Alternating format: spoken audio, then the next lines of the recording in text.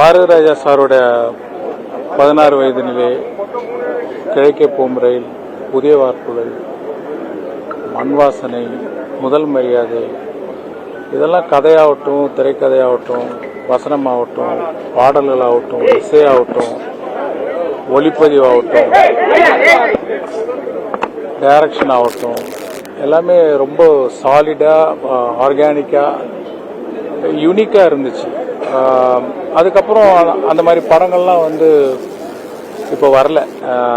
வேற டைரக்டர்கள் சிறப்பான படங்கள்லாம் கொடுத்துருக்குறாங்க.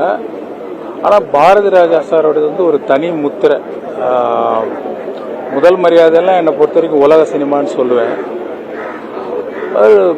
நிறைய படங்கள் வரும், அந்தந்த காலகட்டத்தில் வெற்றி அடையும், ரசிப்போம், மறந்துடுவோம். ஆனால் பாரதி ராஜா சார் காலம் தாண்டி நிற்கிற படங்கள். Is great, he lives for ever. அவருடைய குடும்பத்தாருக்கு என்னோட ஆழ்ந்த அனுதாபங்கள்.